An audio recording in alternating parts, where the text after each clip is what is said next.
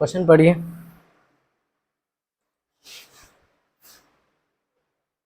For 6 member of a family, मतलब एक family है जिसमें 6 मेंबर हैं जिनका नाम अलग अलग दिया हुआ है। वन कपल है और बाकी उनके बच्चे हैं इन द फैमिली।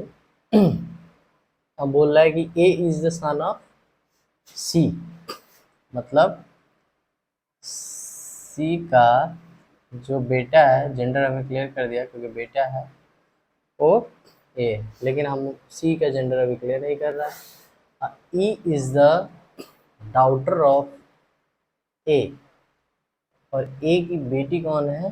ई। इसका भी जेंडर हमें क्लियर कर दिया, E is the daughter of A. ठीक है, ये लाइन समझ गए। A is the son of C and E is the daughter of A. ठीक है, D is daughter of F, D F की डॉटर है। Who is mother of E, E की मदर एफ, मतलब एफ है, कहने का मतलब ए फीमेल हो जाएगा, तब तो इसकी माँ होगी भाई। बोला D is the daughter of F, who is mother of E, इसकी एक डॉटर है जिसका नाम डी है, इसका भी हमें जेंडर क्लियर हो गया। डी इज स्पाउस ऑफ सी, मतलब डी और डी। ठीक है, हमने इसका जेंडर क्लियर किया है, सी का मतलब बी का, बाकी सबका जेंडर क्लियर। क्वेश्चन पूछ रहा है कि how many male members in the family, कितने मेल मेंबर्स है? तो मेल मेंबर्स कितने हैं? एक तो ये हो गए, दूसरा इसमें से जेंडर क्लियर नहीं लेकिन स्पाउस है, तो कहने का मतलब है कि कोई ना कोई तो मेल होगा, तो कितने हो जाएंगे? 2। तो कितने, आंसर क्या होगा इसका? 2 होगा। समझ में आया? मतलब कहने का मतलब ये है कि इसमें मेल पूछा हुआ है, तो एक तो मेल हमको यहाँ समझ में आ रहा है कि ये वाला मेल होगा, दूसरा इस दोनों में से कोई एक मेल होगा क्योंकि स्पाउस है, मतलब पति पत्नी है, लेकिन हमें जेंडर क्लियर नहीं किया है कि ये पति है, ये पत्नी है, या ये हस्बैंड है, ये वाइफ है, कुछ क्लियर नहीं किया है, लेकिन दोनों तो हैं, तो कोई ना कोई है, तो 2 आदमी तो काउंट करके चलेंगे। ठीक है, चलिए इसी में दूसरा दूसरा क्वेश्चन इसी में पूछता है, आपसे पूछ लेगा, बी करके पूछ लेगा कि which of the following pair represent the parents of the children, मतलब which of the following pair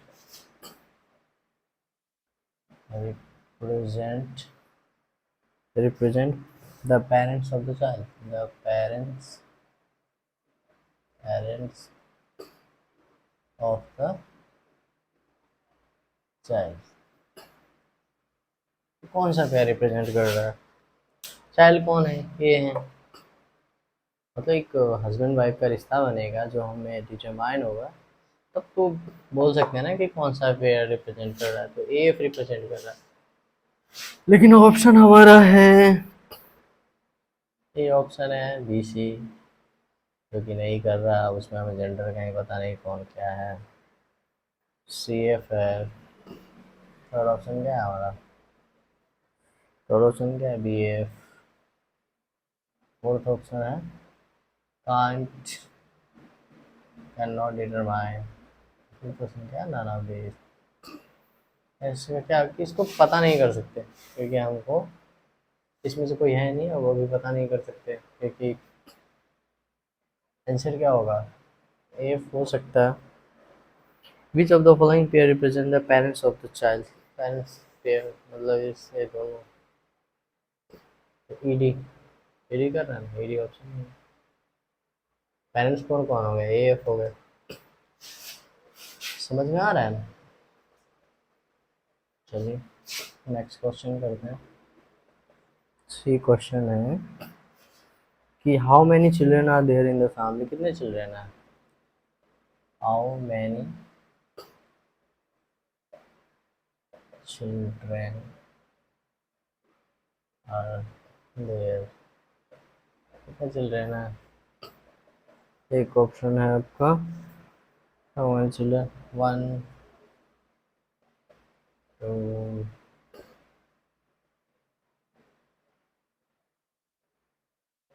three, four. Cannot determine. कितने चिल्ड्रन हैं आप देखिए, समझ में आ रहा है कितने हैं? इन दोनों को मिला के एक चाइल्ड और इन दोनों को मिला के एक चाइल्ड, तीन तीन तो दिख रहा है। मतलब ये दोनों हस्बैंड वाइफ होंगे ना। आप हमें सेक्स नहीं पता कि कौन सा मेल है कौन सा फीमेल है, लेकिन ये तो पता है इन दोनों का एक बच्चा है, फिर इन दोनों से बच्चा है ये दो, तो कितने बच्चे हो गए? तीन। तो पूछ रहा है कि how many children are there in the family, मतलब फैमिली में कितने चिल्ड्रन हैं, तो बता ही सकते हैं। ठीक है, चलो एक और क्वेश्चन मैं अपने मन से पूछ लेता हूँ कि फीमेल कितने हैं इसमें।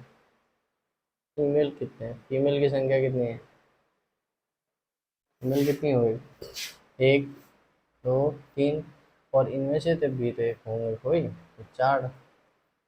समझ में आ रहा है?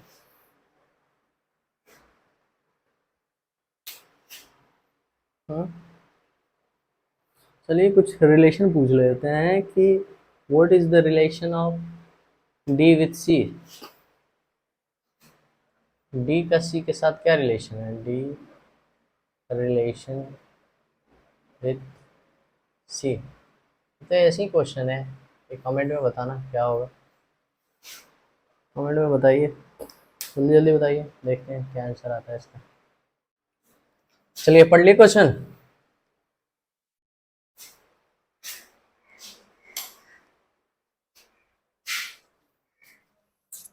ये बहुत इंपॉर्टेंट क्वेश्चन है, इसको बहुत अच्छे से पढ़ी और ट्राई कीजिए, फिर मैं करता हूँ, ठीक है? आपके पास 20 सेकंड का टाइम है, 30 सेकंड। पजल है, मतलब पजल नहीं।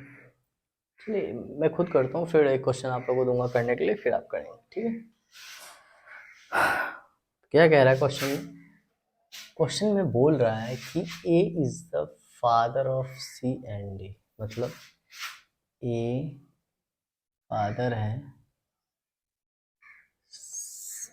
किसका फादर है? सी एंड डी का फादर है, ठीक है? इसका जेंडर स्पेसिफाई नहीं किया है, मतलब अभी क्लियर नहीं किया, आगे बताएगा, ठीक है? C and E are married couple, C and E are married couple, मतलब सी और ई मैरिड कपल हैं and they have two daughters. अब इनकी दो बेटियां हैं,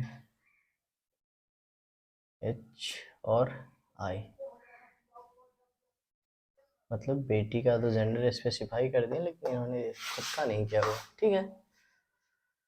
अब बोल रहा है C is the brother of D. C मतलब डी का भाई है, मतलब ये मेल हो गया, ये ऑब्वियसली फीमेल हो गई, ठीक है? ब्रदर ऑफ डी हो गया।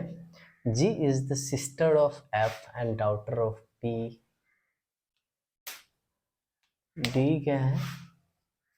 G is the sister of F and daughter of P, who is mother of R, ठीक है? इससे कोई, इसको छोड़ते हैं, बाद में करते हैं, कोई रिलेशन नहीं आ रहा। N is grandfather of K, N is grandfather of K, ठीक है? नहीं आ रहा। Who is not the son of D, N G मतलब डी और जी कुछ आगे आएगा। B is the mother in law of F, अब थोड़ा सा, B is the mother in law of F, who is wife of D. F किसकी wife है? डी की। F is wife of D, मतलब ये भी पॉजिटिव। अब एक चीज और बोला है कि B is mother in law of F, मतलब इसकी मदर इन लॉ कब हो? जब ये शादीशुदा होंगे, मदर इन लॉ हो गए। समझ में आया? स्टेप समझ में आया आप लोगों को? बहुत ही इंपॉर्टेंट है। बेसिकली वो क्या बोल रहा है, बोल रहा है कि B is mother in law of F, F की मदर इन लॉ है, who is wife of D, मतलब एफ किसकी वाइफ है, डी के, और इसकी मदर इन लॉ कौन है, बी। ठीक है, फिर से पढ़ते हैं एक बार, करते हैं, क्योंकि बहुत ही शानदार क्वेश्चन है ये क्वेश्चन। अगर आपको समझ में आ गया तो मेरे हिसाब से ब्लड रिलेशन का बहुत एक अच्छा सा कंसेप्ट आप लोगों का क्लियर हो जाएगा। ठीक है, अब बोल रहा है कि is the father of C and D. ठीक है, हो गया हमारा C and E are couple, married couple, they have two children, मतलब 2 डॉटर हैं, एच और I. C is the brother of D, समझ में आ गया। G is the sister of F, G, अब जी क्या है, एफ की सिस्टर है, ये बना सकते हैं ना, G is the sister of F, मिला relation. G is the sister of F and daughter of P, मतलब जी की भी कोई डॉटर ऑफ पी, मतलब पी की बेटी है। Who is the mother of R, और पी क्या है, फीमेल है, ये इसकी, इसका एक और बच्चा है, इसको हम लोग आर बोलते हैं।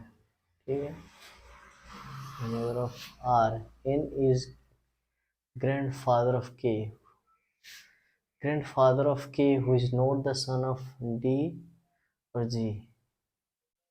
ग्रैंडफादर तक का दो ही सिचुएशन बनता है, या तो इसका बेटा होगा तो ये हो जाएंगे, और इसका होंगे तो ये हो जाएंगे।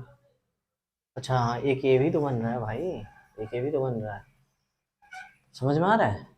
देखिए कितना ट्रिकी क्वेश्चन है, मतलब अगर मान लीजिए मैं के के को यहाँ लगाता हूँ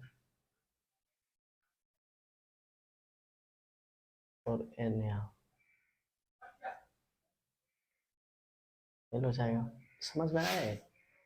N is the grandfather of K, grandfather हो गया ना इसके पापा, मतलब जो भी फादर मदर जो भी, ये सेम ही। स्पेस कम है थोड़ा सा यार,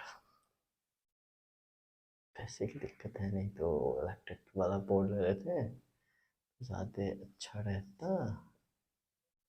ठीक है, इसके अंदर ये है, ये अपनी क्या थे, ये था who is not the son of T, P who is the mother of R, R है यहाँ पे, R की माँ है P, और उसका है, ठीक है, grandfather of K who is not the son of T। Basically ये डायग्राम बनेगा, समझ में आ रहा है कुछ, मेरे हिसाब से नहीं आया होगा। चलिए फिर से समझाता हूँ, फिर से एक बार कोशिश करते हैं समझने का।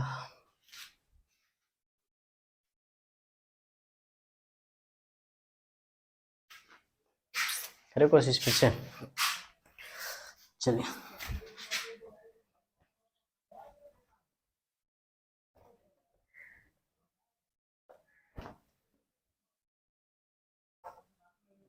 फिर से पढ़ते हैं क्वेश्चन को, ठीक है।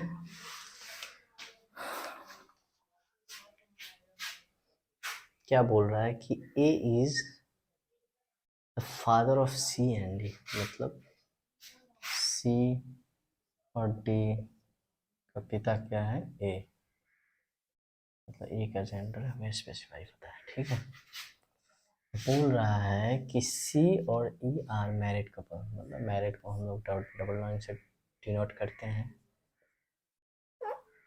एंड दे हैव 2 डॉटर्स, और इनकी 2 बेटियां हैं, एक है एच, एक है हमारा आई। इतना समझ में आया। अब बोल रहा है कि सी इज द ब्रदर, मतलब सी को हारिस जनरेट इन्होंने किया भाई, तो दैट इज फीमेल हो जाएगी। ठीक है, ब्रदर ऑफ टी।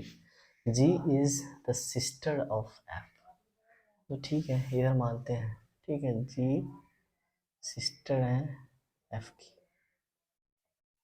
ठीक है, एंड डॉटर ऑफ पी, तो पे डॉटर भी है पी की। Who is the mother of R, मतलब इनका एक और संतान होगा, आर, मदर बोल दिया ना, तो ये फीमेल हो गई, मदर ऑफ आर, ठीक है। N is grandfather of K, N is grandfather of K who is not the son of D, मतलब डी का सन नहीं है एंड जी का भी नहीं है। समझ में आ रहा है, मतलब बोल रहा है N is the grandfather of K का ग्रैंड फादर है, तो के अगर यहाँ आता है ग्रैंड पहले मेंशन कर दिया उसने, डी और जी का हो नहीं सकता, तो बचा क्या है, इसी का होगा, तो के अगर ये होगा तो इसका ग्रैंड फादर हमारा एन हो जाएगा, N is the grandfather of K, मतलब मेल है, दोनों रिश्ते में आ गए, मतलब मैरिड होंगे। अब बोल रहा है, आगे बोल रहा है B is the mother in law of F, F की मदर इन लॉ है B, B is mother in law of F who is wife of D, D की वाइफ कौन है, एफ, एफ मतलब बी की वाइफ है और mother in law, तो कहने का मतलब है बी इसके साथ शादी में होगा। तो बेसिकली कहने का मतलब ये है कि हमारा यही है ना,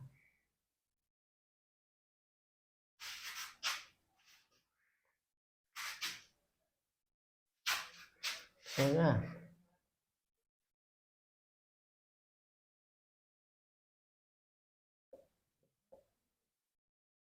जी और एफ भाई बहन है।